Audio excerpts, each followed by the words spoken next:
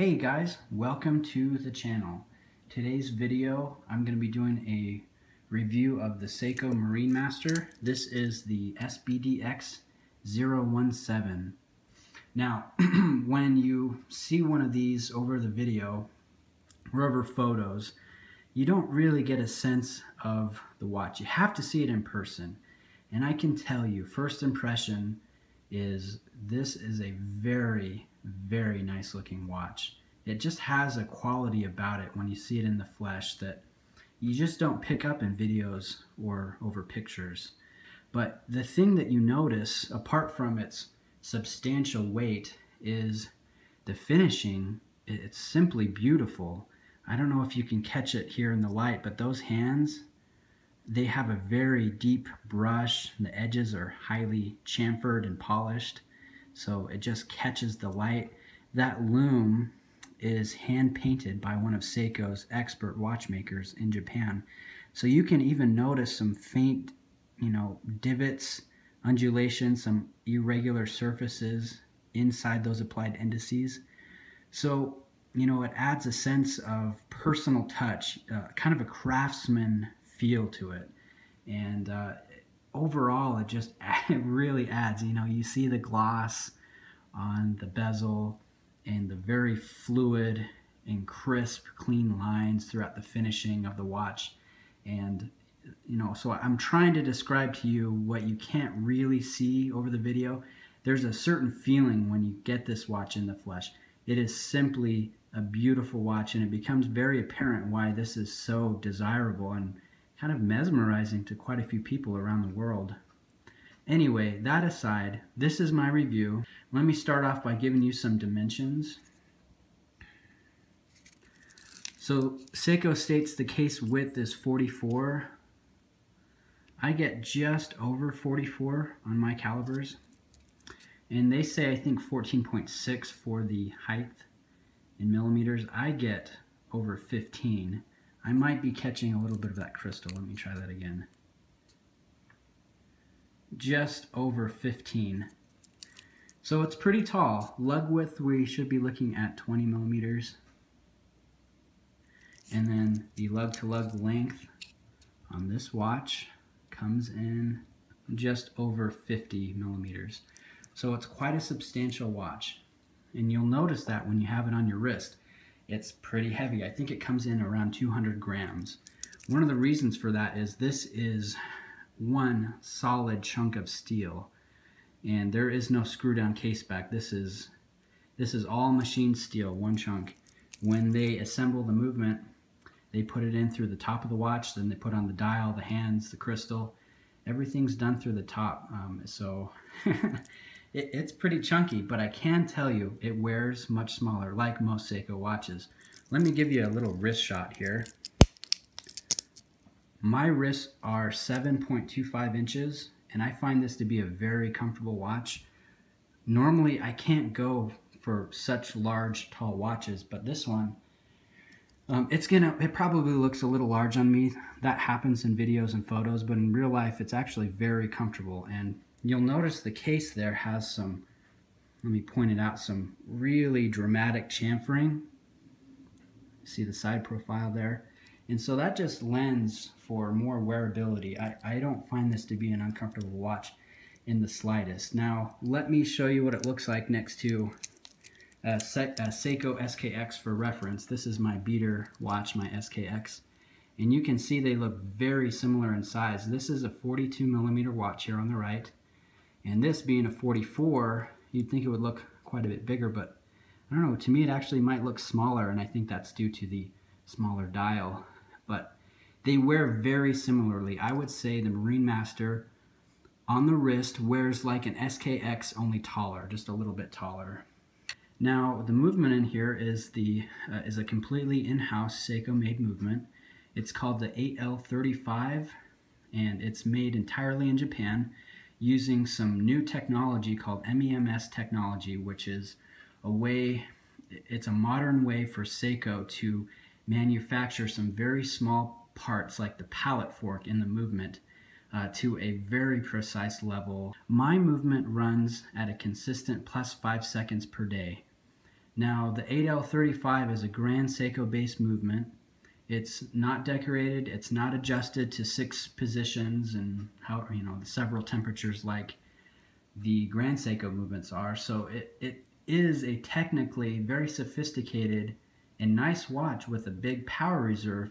However, it is unregulated and it doesn't have the same finishing as its bigger brothers, the Grand Seiko. So in a way, you're getting a whole lot of movement for your money, this only being an $1,800 watch, but you are left kind of wanting a little bit more.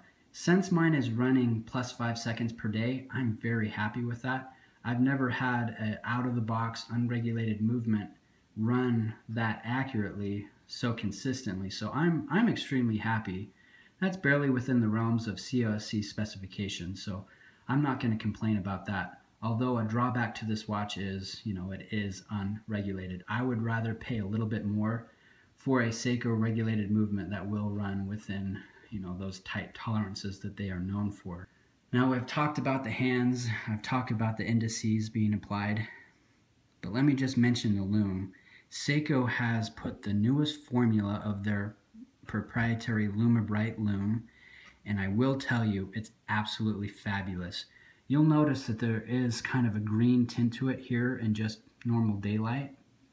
And let me show you that SKX again for comparison. This is standard LumiBrite, this is the new LumiBrite. The standard LumiBrite looks pretty white, and you can notice the tint, the greenish tint in the new LumiBrite. I found them to be the same in terms of brightness and tint. It's still a nice vibrant green color. However, the new loom, it just lasts and lasts. I'd probably say it lasts twice as long as the original LumiBrite formula. So it's almost worth getting this watch just for this fantastic hand-applied loom.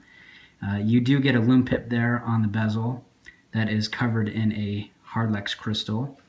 Speaking of the crystal, we have a double-domed Hardlex crystal here that's slightly recessed within the bezel. I found it to be very clear, and I don't think it's treated, but the reflections are at a minimum. So I'm very happy with the crystal. Yes, I would totally prefer sapphire, and at this price point, it's kind of surprising that it doesn't come with a sapphire crystal. I don't actually professionally dive. I'm not a diver, so I would prefer the added scratch resistance with sapphire. However, I'm satisfied with this Hardlex because I have owned many Hardlex crystals in the past, and I've had great experiences with them. So I will consider the crystal a drawback. I would like to see sapphire. However, this actually being a professional diver, I can see why they use the Hardlex mineral-based formula just for impact resistance. If you knock the watch while you're diving against some coral or sharp surface, you will have added impact resistance. Okay, let me show you the action of the bezel. We have a 120 click unidirectional rotating bezel. It's got a very fluid, smooth action to it. There is a little bit of play in between clicks, and that's pretty standard for a Seiko diver. I'm not disappointed at all. I like the action of the bezel. The bezel insert kind of looks like ceramic, but it's not. It is a steel bezel, fully indexed with some modern clean printing, and then they put a high gloss lacquered finish on it, and then coated that with DiaShield, which is Seiko's proprietary clear hard coating that adds some scratch resistance. Now you can see, I think I have scratched let me get the cloth here. Excuse all my finger marks there. I have scratched the bezel a little bit, and you know what? Yeah, it's a little disappointing, but you know, this is a watch made to be used, worn, and abused. So I don't baby this thing, and it doesn't break my heart that I have a couple marks. I think there's a mark here at the 4 o'clock. So you can expect to put a mark on yours if you buy one. You know, it's not sapphire. It does have some scratch resistant quality to it with that coating. It's not perfect. So be aware of that. Let me show you again that case. You've got drill lugs, just very crisp, fluid lines. Again, I apologize, my fingerprints here. But it is a beautiful case. It does look kind of imposing and kind of tall, but that flat machined case back there, along with those beveled underside of the case like I showed you earlier, just make for a very comfortable watch. And with this heritage-rich retro design that just pulls from Seiko's roots and heritage, it really just looks awesome in real life. I'm completely satisfied. No, I don't want to say that. I'm not completely satisfied. I'm thrilled with this watch. This is a cool watch, and this looks awesome on the wrist. It's very comfortable. So the case is expertly done. The entire case, the bracelet is covered in that DiaShield coating. So, you know, you can see I have put a couple marks there on the clasp. DiaShield is not perfect. You will be able to scratch it, but it does add just that little bit of extra protection. And I found it slightly alters the look of the watch. I would say that the stainless steel looks a little darker than standard stainless steel. Again, let me pull out my SKX for comparison. You know, not by much. I would say that SKX is just a little bit brighter. But again, it's pretty negligible, the difference. Now we have the classic Speedmaster look for the bracelet, the design. Here's the underside. Now I will tell you this, you can see the arrows there. This utilizes a pin and collar system for attaching the links together. That's pretty disappointing at this price point. I sure would have liked to see screw links. But it does the job, and it's quite an attractive bracelet. I do think that each link, they look a little long to me. I would have maybe taken that 3/4 of the way and just, you know, had that size for the links, because it almost looks a little dated to me with how long they are. But it's nonetheless comfortable, and you can get a completely secure fit. You can see there's 4 micro adjustment holes. This does not come with half links, but getting a good fit is very easy. And then I do have to tell you that this comes with Seiko's famous ratcheting clasp. So you open this flip lock here, just kind of push it up, and you get quite a bit of extra play in here to go over a wetsuit, or, you know, let's just say your wrist expands during the day, you just need a little extra.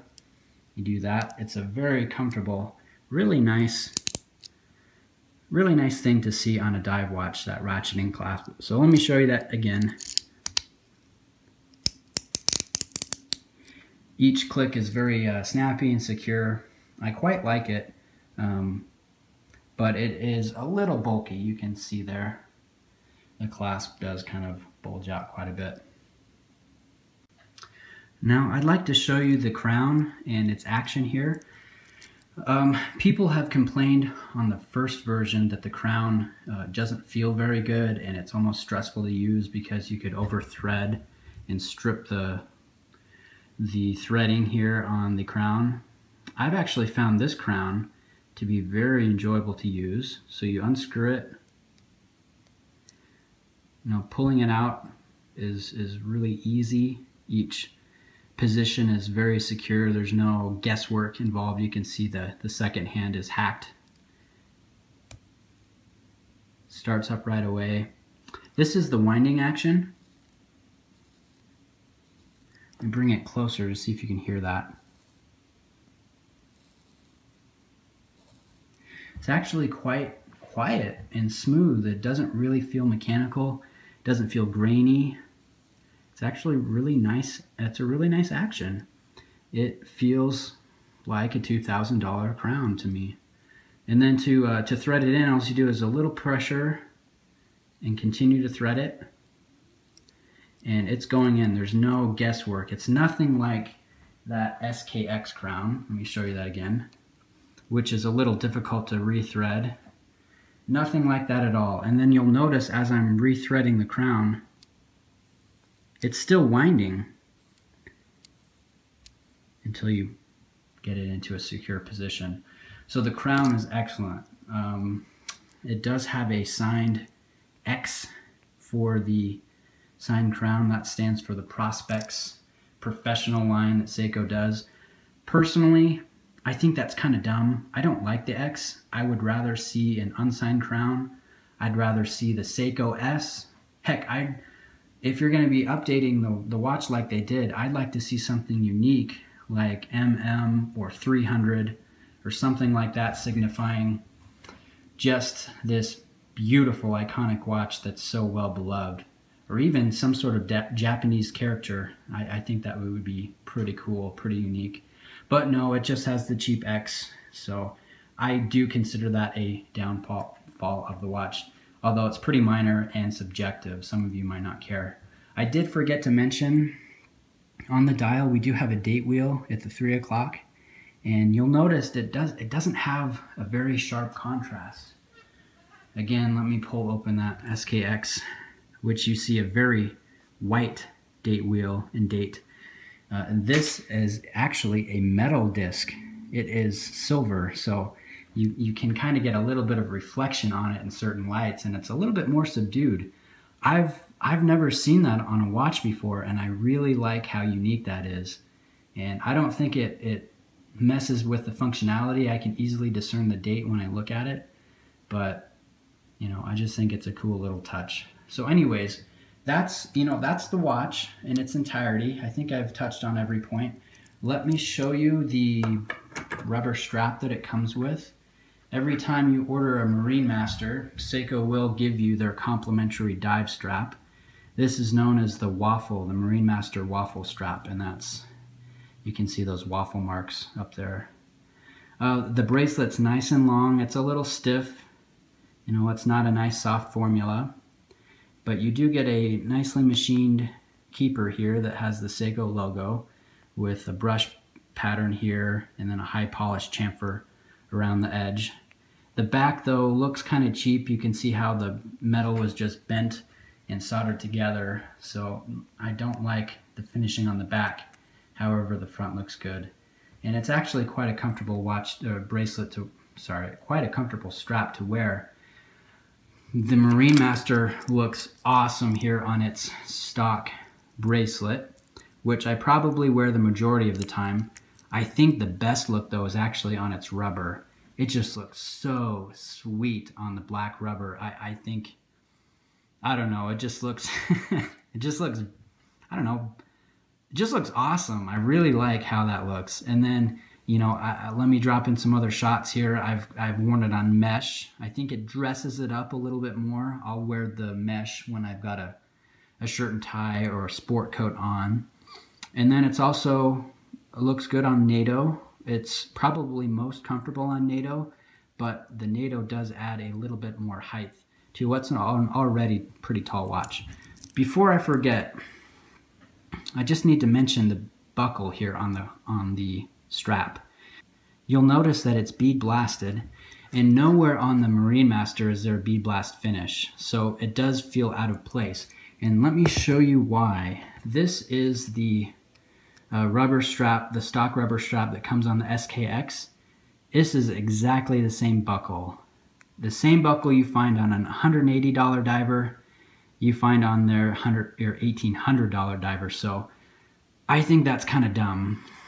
I would have liked to see more attention to detail on the buckle, even if it raised the price a little bit more, and then keep the finishing the same as what's going on the rest of the watch with the nice, clean, crisp, brushed, and polished, high polished edging. So the Marinemaster, do I recommend this watch? Absolutely, but with some caveats here. Now, if you're already a Seiko fan, let's say that you do own an SKX or a Monster or Sumo, Tuna, Shogun, you know, BFK, and you enjoy the good things about your Seiko watch, you're gonna love this, because the Marinemaster, it exemplifies everything that Seiko does so very well. And I've just found this an absolute thrill to use. and to wear. So if you're on the fence, but you're already a Seiko fan, I say go for it. Now, if you've never owned a Seiko before and you're kind of like, what's the deal with the Marinemaster? It's 1,800 bucks. That's pretty expensive. It doesn't have a sapphire crystal. It doesn't have a regulated movement. It's not a chronometer. It doesn't even have, you know, screw links on the bracelet. What's the deal? I don't think you should buy the Marinemaster. I would say that this is kind of an acquired taste. And I say that, you know, I'm not saying that you'll never own one and appreciate one. I'm just saying don't start off with a Marinemaster. Start off with an SKX or a Sumo.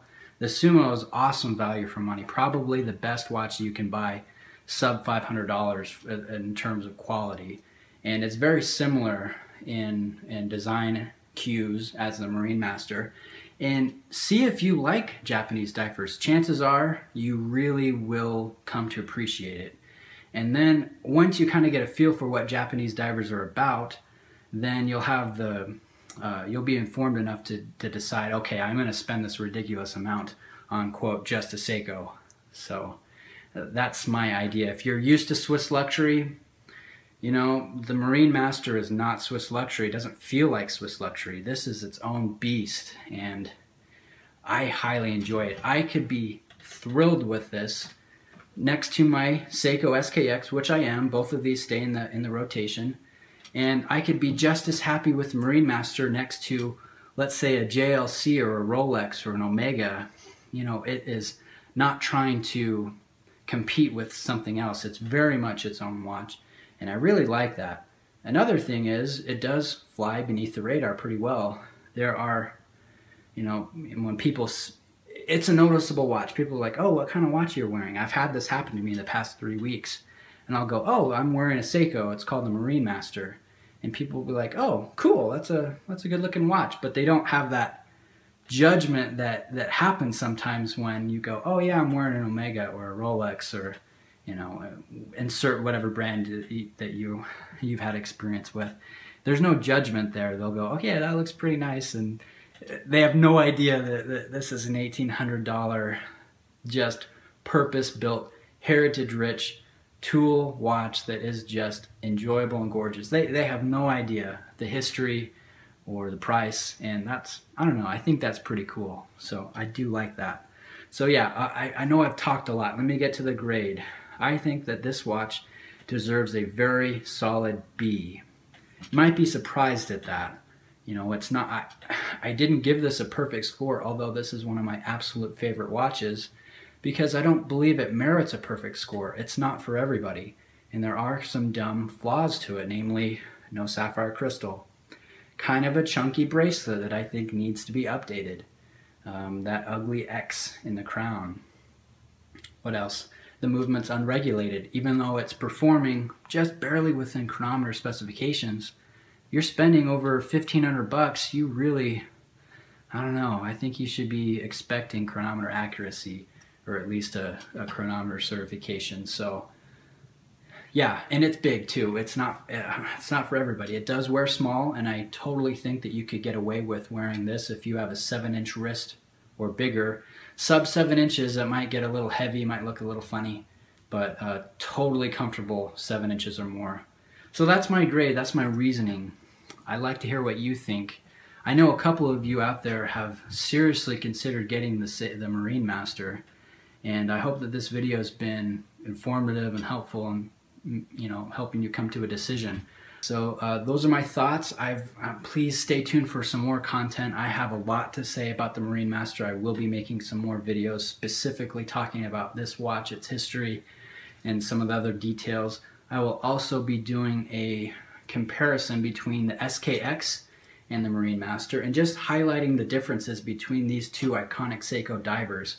You know, one's an $180 Seiko, one's an $1,800 Seiko. So stay tuned for that. If you guys have questions, comments, I would really like to hear what you have to say.